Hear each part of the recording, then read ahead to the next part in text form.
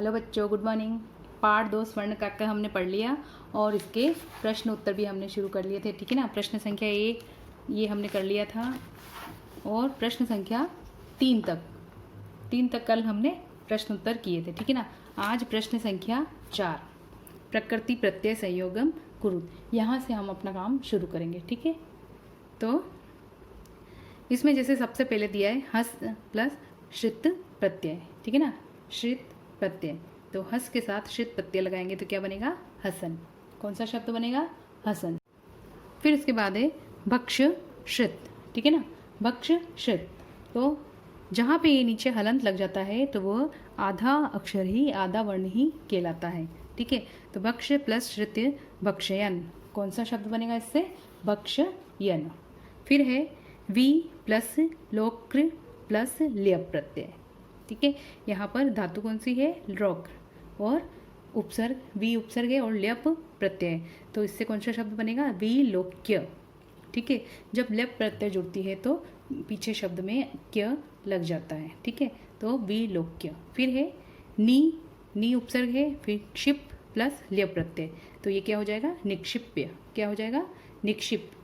ठीक है। नीचे लिखा हुआ है निक्षिप्य। फिर है आगम ल्यप प्रत्यय। ठीक है। आगम ल्यप प्रत्यय, तो ये आगम्य हो जाएगा। क्या हो जाएगा? आगम्य।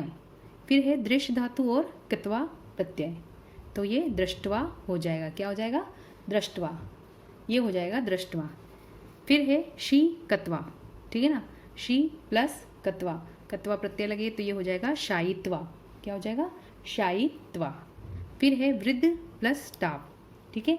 तो अब टाप प्रत्यय जहाँ लगती है वहाँ जो पुल्लिंग शब्द होते हैं उनमें टाप प्रत्यय लगने पर वह स्त्रीलिंग में बदल जाते हैं, अकारांत में। ठीक है ना। तो टाप प्रत्यय लगने पर ये क्या हो जाएगा? वृद्ध का वृद्धा। क्या हो जाएगा? आ की मात्रा लग जाएगी। ठीक है ना। वृद्धा हो जाएगा।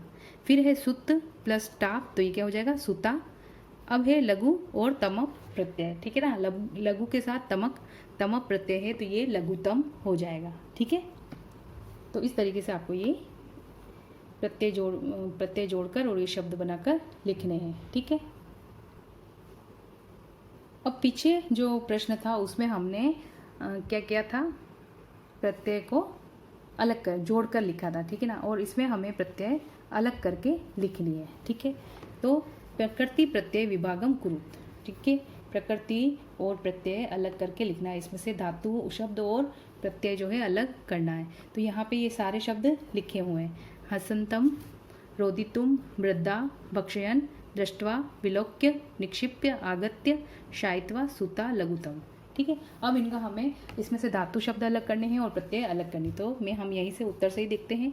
जैसे सबसे पहले है हसंतम। ठीक है। हसंतम, तो इसमें हस धातु है। ठीक, कौन सी धातु है? हस धातु है और शत प्रत्यय है। ठीक है। कौन सी प्रत्यय है? शत प्रत्यय। तो इस तरीके से आपको धातु शब्द लिखना है, प्रत्यय अलग लिखना है, और धातु शब्द के नीचे सारे इनमें से जो धातु शब्द है वो लिखने हैं और प्रत्यय के नीचे सारी प्रत्यय लिखनी है। फिर है रोदितुम, तो रुद्ध धातु और तुमुन प्रत्यय। ठीक है ना। तुम आ रहा है पीछे तो तुमुन प्रत्यय है। फिर वृद्धा, अभी पहले क्वेश्चन में मैंने बताया था कि वृद्ध में टाप प्रत्यय लगने पर वृद्धा शब्द बनता है, तो कौन सा शब्द है इसमें? वृद्ध शब्द और टाप प्रत्यय है। फिर है भक्षयन। ठीक है। भक्ष धातु और शत प्रत्यय, पिछले प्रश्न में आया आपके। दृष्टवा, दृश्य धातु और कत्वा प्रत्यय। विलोक्य, वी उपसर्ग है, लोक धातु है और ल्यप प्रत्यय।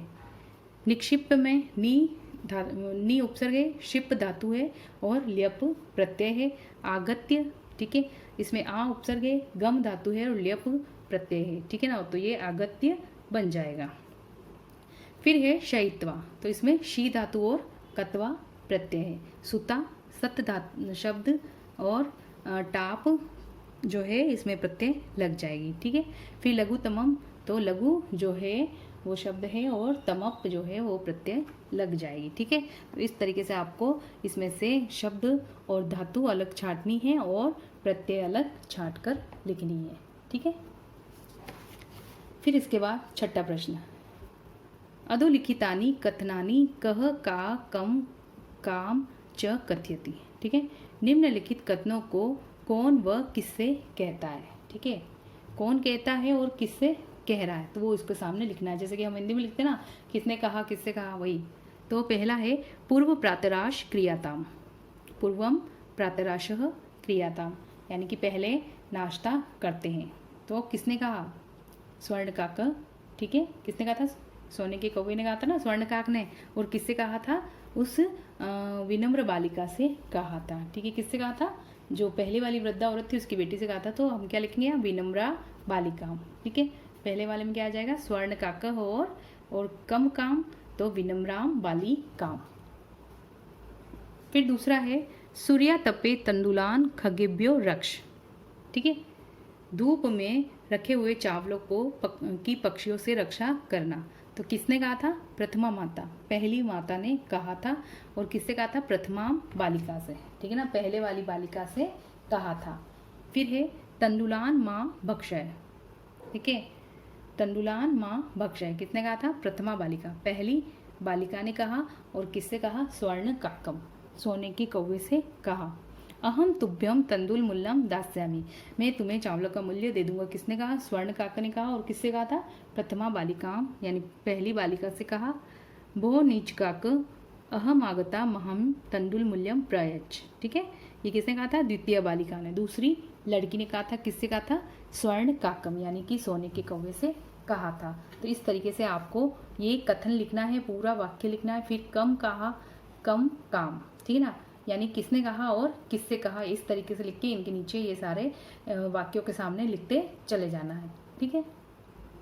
फिर प्रश्न है, उदाहरण मनुसृत्य कोष्ठगतेषु पदेषु पंचमी विभक्ते प्रयोगम कृत्वा रिक्त स्थानानि पूरयत यथा मूषकः बिलादः बहि निर्गच्छति, ठीक है।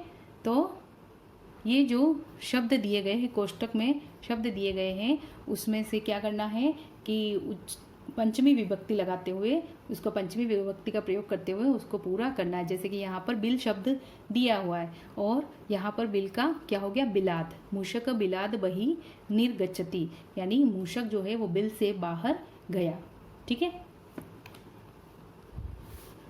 तो क वाला है, क वाला रिक्त स्थान है, जनः डेश बहिर आगच्छति, ठीक है। तो यहाँ पे कोष्टक में शब्द क्या है, ग्राम, तो ग्राम का क्या हो जाएगा, ग्रामाद, ठीक है, ग्राम का ग्रामाद हो जाएगा।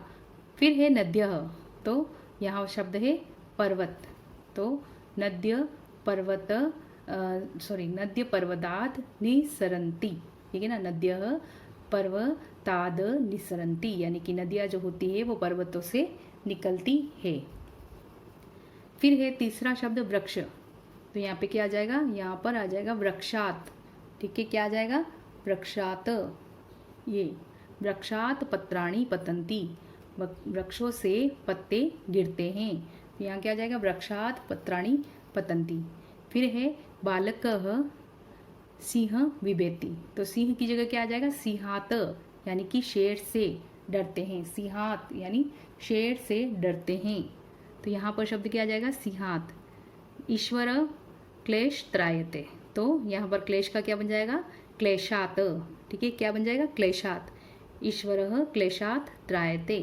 प्रभुः भक्तम पाप निवारयति, तो यहाँ पर पाप का क्या हो जाएगा, पापत, ठीक है ना, प्रभु भक्तम पापत निवारयन्ति। तो इस तरीके से इन सभी शब्दों का आपको पंचमी विभक्ति लगाते हुए इन रिक्त स्थानों में भरना है, ठीक है। तो बच्चों प्रश्न संख्या 1 से लेके 7 तक के सभी प्रश्न उत्तर मैंने करवा दिए हैं, ये आप अपनी कॉपी में कर लीजिए।